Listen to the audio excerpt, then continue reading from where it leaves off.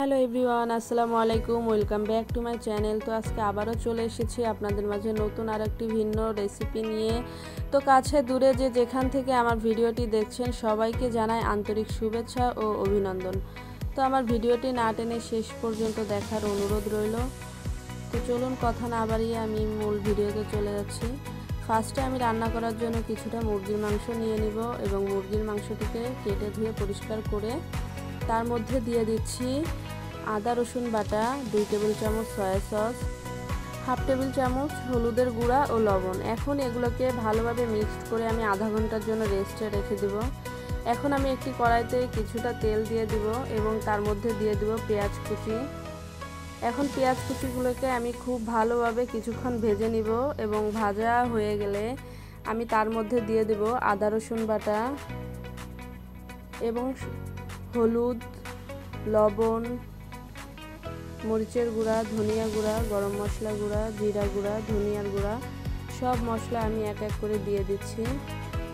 এখন সব কিছু একসঙ্গে খুব ভালোভাবে মিক্সড করে আমি কিছুক্ষণ মশলাগুলোকে একটু ভেজে নিব এবং তারপর একটু পানি দিয়ে মশলাটিকে খুব ভালোভাবে কষিয়ে নিব।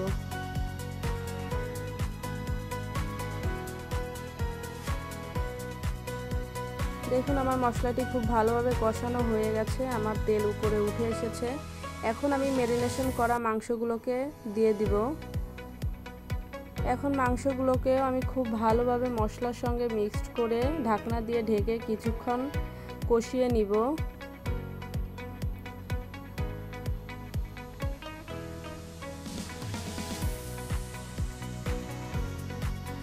আমি আরও কিছুক্ষণ ঢাকনা দিয়ে ঢেকে কষিয়ে নিব। দেখুন আমার মাংস থেকে কতটা পানি উঠে এসেছে। এখন আমি কষানো হয়ে আসলে ভেজে রাখা কিছু আলু দিয়ে দিব।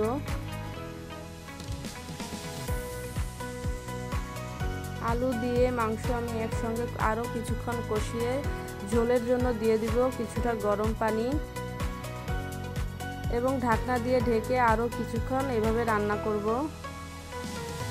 এখন হয়ে আসার 5 মিনিট আগে আমি দিয়ে দিব 3-4টে কাঁচামরিচ এবং নামানোর আগে দিয়ে দিব 1 টেবিল চামচ জিরা ও গরম মশলা গুঁড়া দিয়ে আমি আর কিছুক্ষণ পর নামিয়ে ফেলবো। একটি বাটিতে সার্ভ করে নিব। দেখুন আমার মাংসটি কতটা লোভনীয় হয়েছে। তো আজকের ভিডিওটি এ পর্যন্তই। দেখা হবে অন্য কোনো ভিডিওতে। সবাই ভালো থাকবেন, সুস্থ থাকবেন। আল্লাহ হাফেজ।